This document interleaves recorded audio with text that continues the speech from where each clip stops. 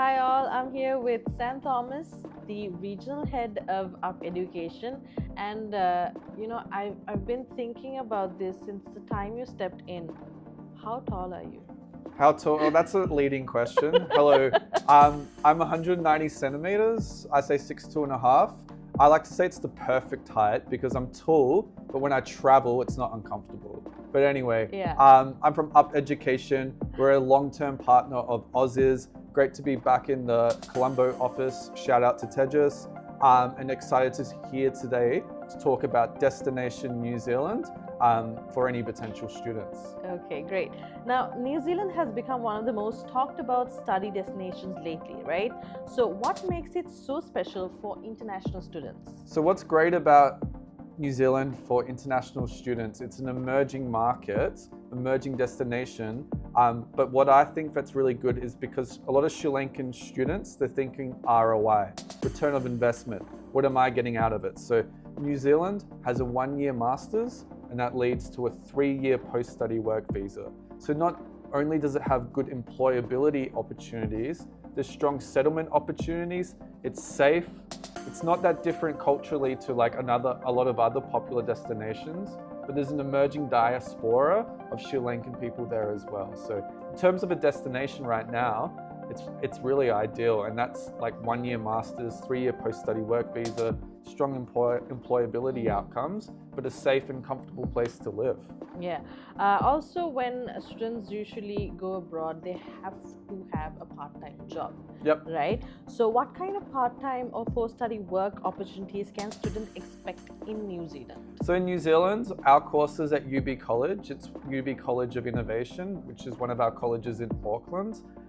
We have masters in business informatics, business analytics, software engineering, and these are all green list programs. So a lot of students, when they do study these courses, we arrange employability services so they can bridge that gap from being a student to entering the workforce.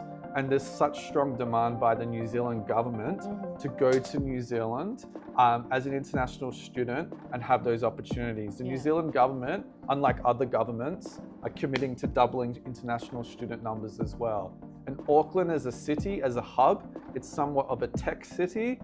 There's a lot of small to medium enterprises within Auckland, and they have tax incentives to develop efficiency and more business opportunities as well. So, you know, you land a job within those 3 years, who knows where it's going to take you, but I can say that that there is strong settlement opportunities and obviously great employability opportunities, and you can work 25 hours per week as a student while studying in New Zealand. Yeah.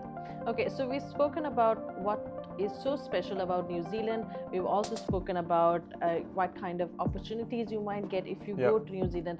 Now, how is the current post-study and immigration environment there? It's great. Like as I mentioned, you're talking about ROI. What country is better than 1-year study, 3-year post-study work? UK is 1-year study or 1-year study, 18 months post-study work. Australia is 2 years minimum for maybe 2 to 3 years.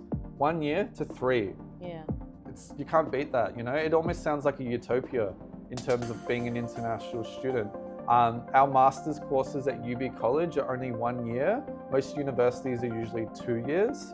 We only have class for 2 days per week, and it's assignment-based as well. So in terms of the experience preparing students for the employability outcomes, there's nothing better than what we can offer at UB College through Destination New Zealand. So there you go. You have all the answers you need to why you should study in New Zealand, right?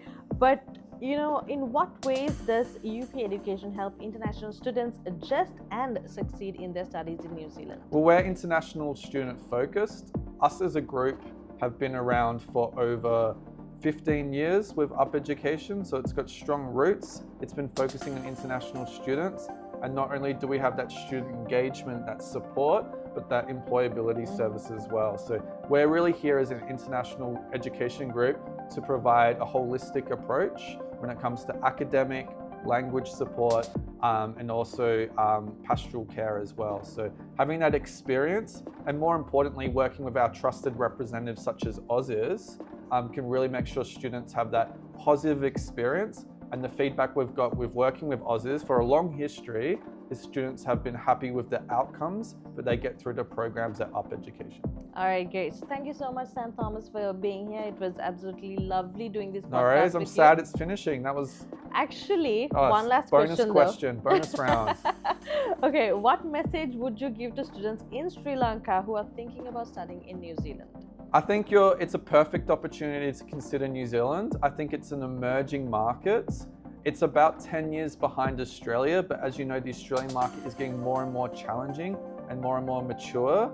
And we're seeing a growing diaspora of Sri Lankan students going to cities like Auckland and having really favorable outcomes. So please consider New Zealand as a destination if you are considering about studying abroad. But one thing I'll just mention as well, forget about what you hear about Australia as well. So if you're a student at home and you're older, maybe in your 30s, you're married, you've got a longer study gap, you can still come to New Zealand. These kind of students might not be able to come to Australia, but New Zealand is very welcome. We don't separate families. We welcome students. You can bring your partner, they can work full time. You can bring your child, they can study for free.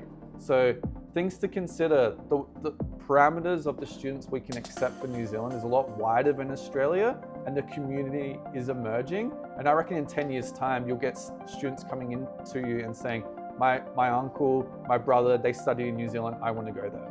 It's just that Australia is ahead of the curve, but New Zealand's right behind. And right now, it's a better offering. All right, thank you so much, Sam Thomas. Pleasure. And also, you can always call us. You can find more information at Aussie's Group. Thank you.